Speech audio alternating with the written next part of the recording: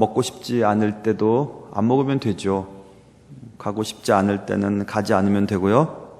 내 인생을 내가 결정하는 대로 얼마든지 그렇게 선택할 수 있습니다. 선택은 결국 내 몫이기 때문에 그렇습니다. 그러나 세상에는 선택할 수 없는 것들이 있습니다. 내가 선택할 수 없는 것들 가운데 중요한 것들 가운데 하나는 시간이라고 하는 거죠. 시간은 흘러가고 있고 필요할 때를 위해 시간을 저축해 둘 수는 없기 때문에 그렇습니다. 시간은 모든 사람들에게 공평하고 또 어느 누구도 그 시간을 막아설 수 없습니다. 시간은 흘러만 갑니다. 흘러가는 시간을 세월이라고 합니다. 세월은 갑니다. 가는 세월은 붙잡을 수 없고 누구에게나 공평한 세월은 세월을 통해 하나님께서 우리에게 요구하시는 것이 있으십니다. 오늘 말씀은 이러한 세월의 의미를 살펴보는 것입니다. 말씀을 통해 여러분 지금 살아가고 있는 이 시간의 의미를 깨닫고 하나님이 원하시는 삶에 대해서 깨닫는 그런 은혜가 있으시기를 주님의 이름으로 축원합니다. 먼저 세월이라고 하는 것은 유한하다라고 하는 것을 말씀하고 싶습니다. 흘러가는 시간, 세월을 연장할 수는 있지만 각 개인에게 주어진 세월을 영원하게 만들 수는 없습니다. 의료 기술의 발달은 인간을 좀 더 오래 살게 만들었지만 그러나 계속해서 살게 만들지는 못했습니다. 세월은 유한합니다. 모래가 다 쏟아지면 끝나버리는 모래시계처럼 언젠가는 끝이 있기 마련입니다. 사람에 따라 길이에 차이가 있을 수는 있습니다. 어떤 사람은 좀 길게, 어떤 사람은 생각보다 매우 짧게 이렇게 세월을 보내다가 가는 경우들이 있습니다. 성경은 세월에 대해서 어떻게 규정하고 있을까 하는 것입니다. 시편 90편 10절에 우리의 연수가 70, 강건하면 80. 그럴지라도 그 연수의 자랑은 수고와 슬픔뿐이요 신속히 가니 우리가 날아가나이다 이렇게 써 있습니다. 지금 한 70쯤 이렇게 지내신 어르신들, 또 한 80 넘으신 분들, 90 가까우신 분들, 또 100세 가까우신 분들도 있을 것입니다. 성경에서 말씀하고 있는 것은 의료기술이 발달되어서 인간의 평균 수명이 더 높아졌지만 한 70, 80 정도 인생을 보고 있습니다. 그리고 또 7, 80평생 인생을 살면서 우리 인생을 뒤돌아보면 수고한 일과 슬픔이 가득 찼다고 얘기합니다. 그리고 그 세월이라고 하는 것은 어찌나 빨리 가는 것인지 마치 날아가는 것처럼 날아갔다고 성경은 말하고 있습니다. 7, 80평생의 세월, 그리고 날아가는 것처럼 빨리 흐르는 세월, 그 세월이 가면 결국 모든 것들은 사라지게 될 것입니다. 오늘 본문에는 세월이 우리의 몸을 어떻게 변화시키는가에 대한 말씀을 구체적으로 하고 있습니다. 오늘 3절부터 보시면 그런 날에는, 나이가 들어서 세월이 가면 갈수록 그런 날에는 집을 지키는 자들이 떨 것이라. 집을 지키는 것은 손이 하는 기능이죠. 손을 떨게 된다 이것입니다. 손을 떨게 된다. 그리고 오늘 본문에 힘 있는 자들은 어떤 물건이나 존재를 지탱하는 역할을 하죠. 그것은 다리를 말하는 것입니다. 다리에 힘이 빠지고 점점 다리가 구부러질 것이며 이렇게 말하고 있죠. 다리는 구부러집니다. 아무리 건강관리를 해도 70, 80 이렇게 되면 다리에 힘이 빠지고 점점 다리가 구부러지는 것을 볼 수 있죠. 맷돌질하는 자들은 무엇을 파쇄시켜서 잘게 만드는 거죠? 치아를 설명하고 있습니다. 치아가 적어짐으로 이렇게 되어 있습니다. 점점 적어진다. 개수가 적어진다. 그것을 말하고 있죠. 창들로 내다보는 자, 눈을 말하는데요. 눈이 어두워진다. 길거리 문들, 귀가 닫혀진다. 새 소리로 말미암아 일어날 것이며 작은 소리로 말미암아 점점 잠에서 깨는, 일찍 일어나고 새벽같이 일어나는 그런 일들이 생긴다. 음악하는 여자들은 다 쇠하여질 것이요. 음악하는 여자들은 목청을 말합니다. 목청이 점점 쇠하여져서 예전에는 참 꾀꼬리 같은 목소리였지만 70, 80이 넘어가면서 이제는 목소리가 예전 같지 않는 그런 상태를 겪게 된다. 또 살구나무에 꽃이 핀다. 이 살구나무에 꽃이 피는 것은 머리가 하얗게 세워지는 것을 설명하고 있습니다. 이렇게 몸의 변화를 가져다 줍니다. 세월이 흐를수록 이러한 몸의 변화가 구체적으로 우리의 삶 속에 나타나게 됩니다. 그렇다면 이러한 유한한 세월을 살아가면서 우리는 어떻게 살아야 할 것인가에 대한 생각을 꼭 해봐야 하는 것입니다. 여러분 다 마찬가지지만 몸이 피곤할 때가 있습니다. 저는 아들 둘이 있는데요. 첫째 아이는 크고 25이고 둘째 아이는 12살이니까 차이가 많지 않습니까? 첫째 아이 키울 때는 젊은 아빠였는데 지금 아이 학부형으로서는 굉장히 늙은 아빠에 속합니다. 토요일이나 이렇게 매우 피곤할 때 막내 아이가 아빠 야구하자 막 이렇게 얘기합니다. 제 사무실에서 책을 보고 있으면 발로 빵 차고 들어와가지고 우리 교회에서 발로 제 방에 차면서 들어올 수 있는 사람 딱 한 명 있습니다. 그 아이가 들어와서 야구하자, 뭐 이렇게 자전거 타자, 어디 놀러 가자, 뭐 산보 가자, 계속 이렇게 요청을 합니다. 너무너무 피곤하죠. 그럴 때 그렇지만 저 한 번도 거절 안 합니다. 거절할 수가 없어요. 언제부턴가 아이의 요청이 피곤하기보다는 고맙다는 생각이 들기 시작했습니다. 큰아이 기르면서 깨달은 것이 있었는데요. 그것은 아이가 일정한 기간 동안에만 아빠를 필요로 하지, 나이가 들면, 아이가 좀 더 크게 되면 야구하자라고 하는 말하는 것도 사라지게 된다는 것을 알게 되었습니다. 그러기에 막내를 키우면서는 막내가 아빠를 찾고 아빠의 필요를 말하고 아빠에게 자꾸 놀자고 얘기할 때 그런 막내가 있다는 사실이 매우 고맙게 느껴지곤 했습니다. 놀고 싶어도 안 붙여줄 때가 있고요. 또 봉사하고 싶고 일하고 싶어도 안 끼워줄 때가 있기 때문에 그렇습니다. 그렇기 때문에 유한한 세월을 살아가면서 우리는 꼭 기억해야 될 것이 있는데, 그것은 지금 이 일을 하지 않으면 훗날 후회할 것 같은 일을 먼저 해야 되는 것입니다. 그것은 가족들을 사랑하는 일도 될 수 있을 것이고 교회에서 봉사하는 일도 될 수 있겠지요. 잃어버려서는 안 되는 것들에 집중하는 삶을 먼저 사는 것입니다. 그것이 지혜로운 삶이죠. 왜냐하면 세월은 유한하고 세월이 지날수록 우리의 몸은 점점 달라지기 때문에 그렇습니다. 세월은 영원하지 않습니다. 그리고 때론 세월은 험악하게 우리에게 다가옵니다.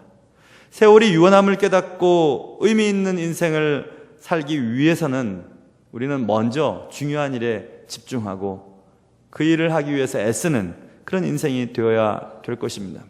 이렇게 세월은 유한합니다. 그리고 세월은 또한 유익하기도 합니다. 세월이 가면이라고 하는 제목, 그리고 세월에 대한 설교를 하게 된 배경은 신문을 읽으면서 세월호 일어난 사건을 다룬 기사를 잠시 읽었습니다. 세월호 사건은 지난 4월 16일 날 발생되었습니다. 세월호 침몰 사건은 온 국민을 충격과 슬픔에 빠뜨렸죠. 사건과 관계된 사람들은 처음에는 단 하루도 못 살 것처럼 그렇게 슬픔 속에 계셨었습니다.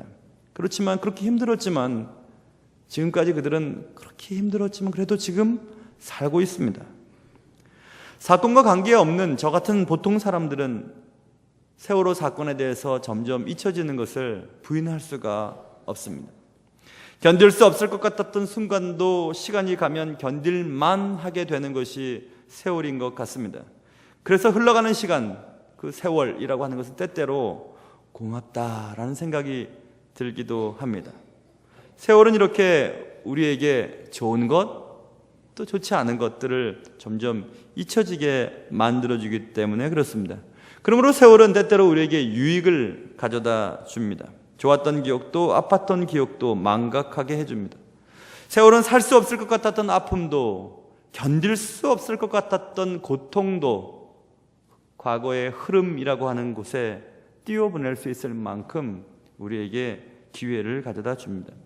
성경에는 많은 원수 맺는 일들이 나옵니다. 자신의 장자권을 빼앗은 에서가 야곱을 죽이려고 애를 썼죠. 시간이 한참 지난 후에 야곱과 에서를 만났을 때 야곱이 그렇게 두려워했던 것만큼 에서는 야곱에 대한 원한을 갖고 있지 않았습니다. 왜냐하면 시간이 그것을 잊게 했기 때문에 그랬습니다. 형들이 자기를 팔아서 자기는 인신매매범에게 팔려갔고 옥중에 갇혔고 또 감옥에도 갇히면서 참 어려움을 많이 겪었던 요셉이라고 하는 인물이 나오죠. 요셉이 형들을 만났을 때 형들이 자신에게 고통을 주었던 것들은 다 잊고 맙니다. 그냥 같이 붙들고 웁니다. 세월이 주는 유익이죠.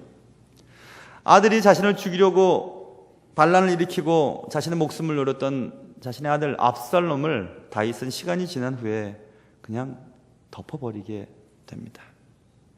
아들도 형제들도 또 그 어떤 사람들도 세월이 지나면 그에 대한 원한과 분노와 또 아픔이 사라지는 것은 정말 세월이 주는 유익이라고 얘기할 수 있습니다.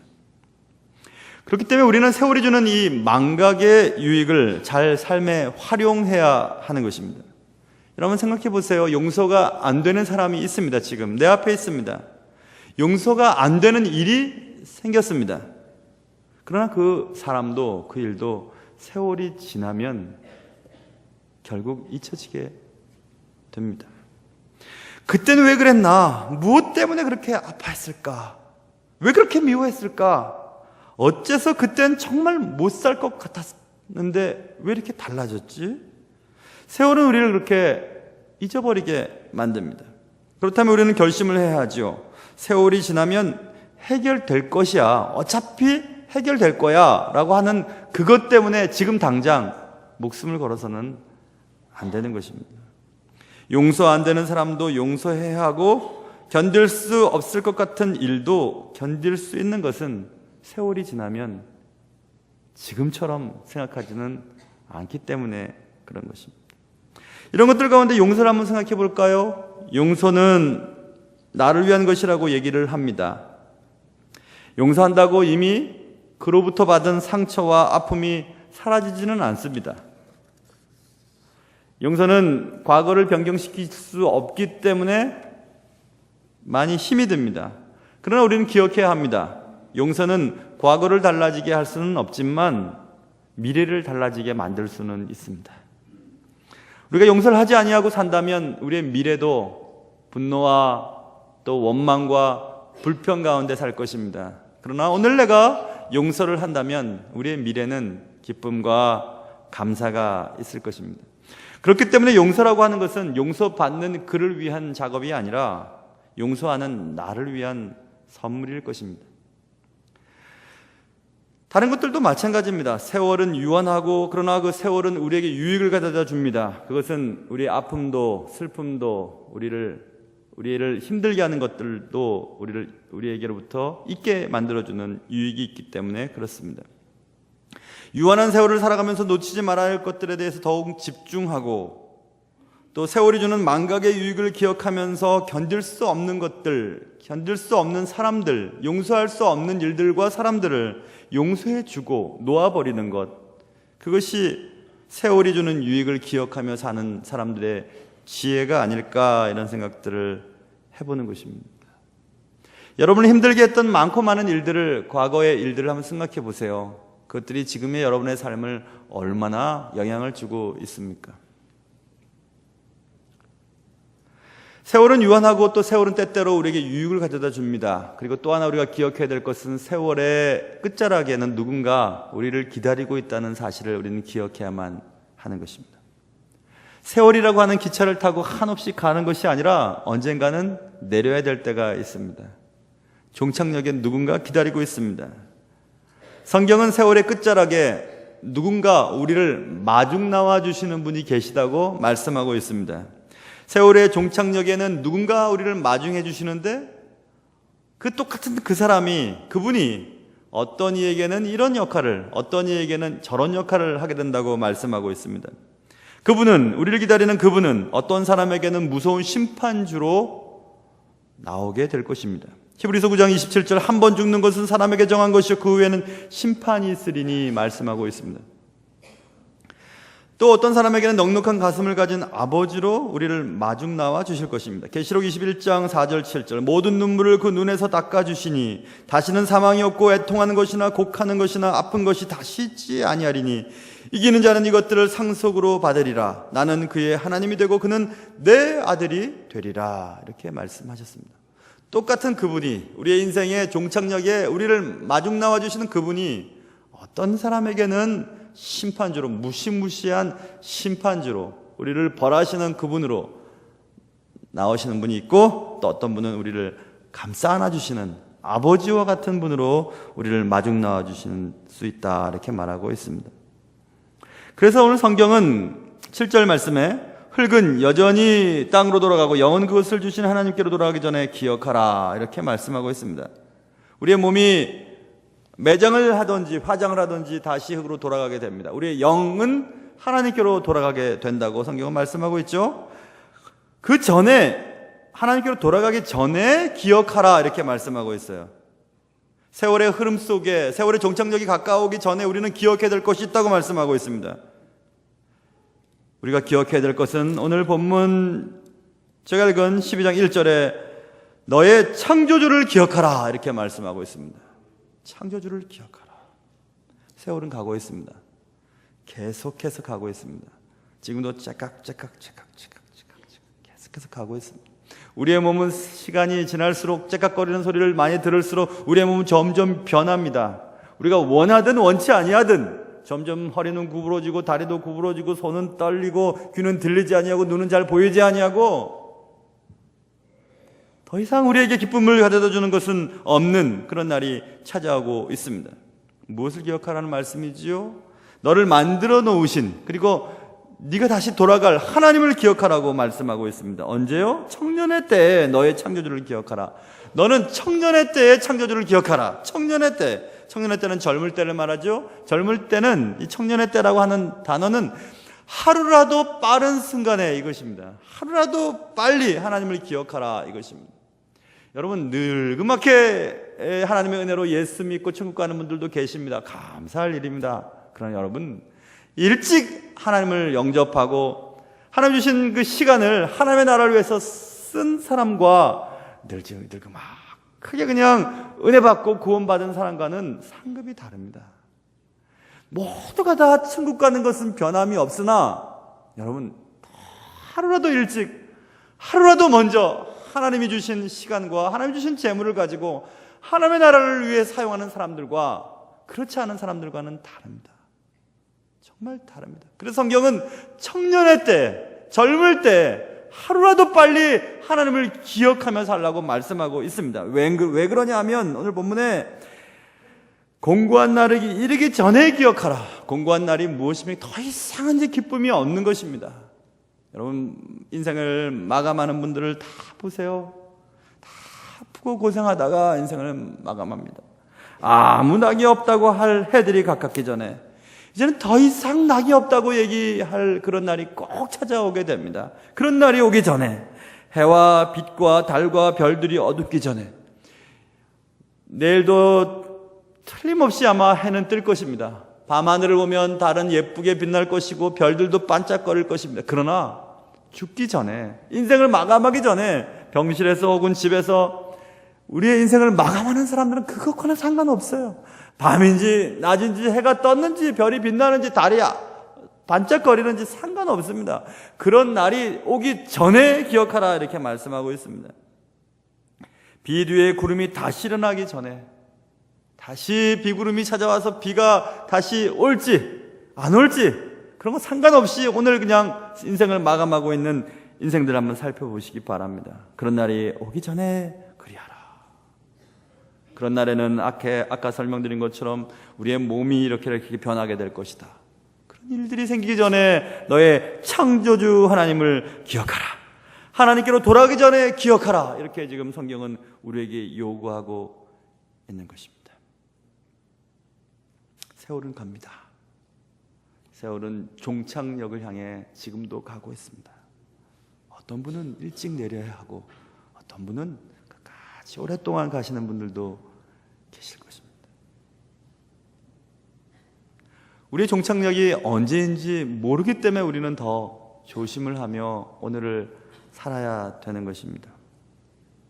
어떤 사람에겐 우리가 해마다 먹는 나이가 내릴 때가 됐어, 준비해야 될 걸 라고 말씀하는 분들도 계실 것입니다.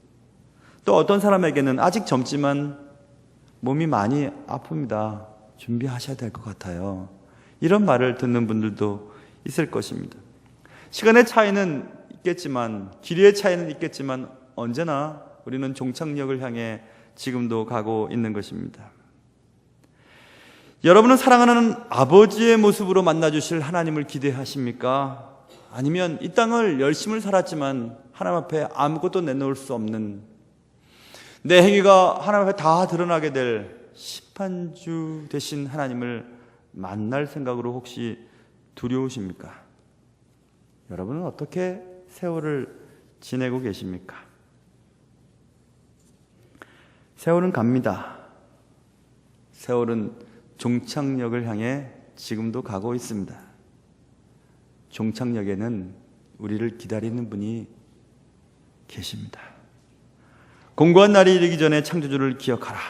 아무 낙이 없다고 할 해들이 가깝기 전에 창조주를 기억하라. 해와 빛과 달과 별들이 어두워지기 전에 기억하라. 비의 구름이 다시 일어나기 전에 창조주를 기억하라. 이렇게 성경은 계속해서 창조주 하나님을 기억하라고 얘기합니다. 더 이상 늦기 전에 창조주 하나님을 기억하라고 말하고 있습니다. 우리의 영이 하나님께로 돌아가기 전에 창조주 하나님을 기억하라고 말하고 있습니다. 전도자가 이르되 헛되고 헛되도다, 모든 것이 헛되도다 말씀하고 있습니다. 아무 의미가 없다라고 말하고 있습니다. 이 땅에서의 삶은 아무 의미가 없다라고 말하고 있어요. 만약 이 땅에 우리가 살아가는 동안 창조주 하나님을 기억하지 아니하고 살아가는 모든 삶은 의미 없는 삶이었음을 전도자는 얘기해주고 있는 것입니다. 인생을 돌아보며 여러분의 삶은 얼마나 의미 있는 삶으로 여러분의 인생의 모든 일기장에 기록이 되어 있습니까? 아니면 그저 먹고 살면서 지금까지 지내셨습니까? 많은 종교들 가운데 하나, 교회 정도면 괜찮을 것 같아 하고 교회에 다니시는 분이 계시다면 하나님을 만나셔야 돼요. 하나님을 만나셔야 돼요. 다 종교가 그렇고 그렇지. 그러나 천주교를 갔더니 졸릴만 하면 자꾸 일어나라 그러고 일어났다 앉았다. 절간에 갈래 했더니 절간 가긴 다리가 아프고 힘들고. 그러니 교회 다니면 좋겠지 하고 다니시는 분이 계시다면 교회 다니는 거 참 좋습니다. 그러나 교회 다니는 것은 궁극적으로 천국에 주님 앞에 갔을 때 상급 받기 위해 신앙생활을 하는 것입니다.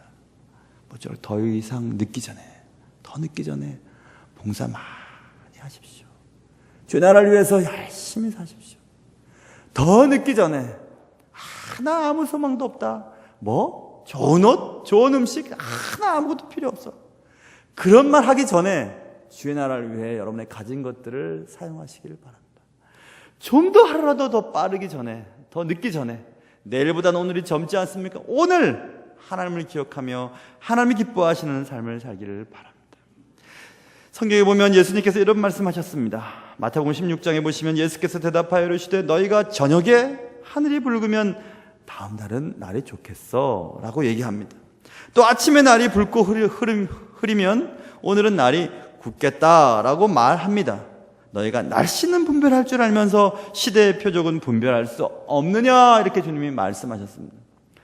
여러분, 우리 어르신들 내일 비 올 것 같아. 어떻게 하세요? 몸이 쑤시거든? 하면서 정확하게 집어내십니다. 정확하게 집어내세요. 주님 오늘 말씀하십니다. 그래, 너는 내일 날씨에 대해서 관심이 그렇게 많지. 아침에 증시를 보고 환율 보면서 내 주식은 어떻게 될까? 또 부동산은 어떻게 될까? 내가 투자하는 것은 어떻게 될까에 대해서 관심이 많지. 참 잘한다. 거기에 대해서는 관심이 많으면서 모든 것의 마지막, 인생의 종착역에 너희들의 삶이 어떤 결과를 맞게 될 것에 대해서는 관심도 없느냐, 이렇게 말씀하시는 주님의 한탄 소리를 들으셔야만 되는 것입니다. 세월은 갑니다. 세월이 가면 우리는 꼭 맞닥뜨려야 할 분을 만나게 됩니다. 피할 수 없습니다. 피할 수 없는 그 죽음, 그리고 하나님 앞에 홀로 서야만 하는 그 순간을 앞에 두고 여러분은 얼마나 잘 준비를 하고 계시는 것입니까? 청년의 때는 지났을지도 모르겠습니다. 그러나 내일보다는 오늘이 더 청년스럽습니다. 더 늦기 전에 하루라도 더 빨리 창조주 하나님을 만나시고 창조주를 기억하시고, 몸이 말을 듣기 전에, 하루라도 전에 교회에서 봉사하시고 주를 위해 전도하시고, 더 이상은 내 몸으로 내 의지대로 몸을 움직이기 전에 하나님이 기뻐하신 일에 여러분의 시간과 에너지와 재물을 투자함으로 하나님 앞에 섰을 때, 여러분의 인생의 종착역 앞에 섰을 때 하나님의 환영을 받는 귀한 여러분의 삶이 되시기를 주님의 이름으로 축원합니다. 기도하겠습니다.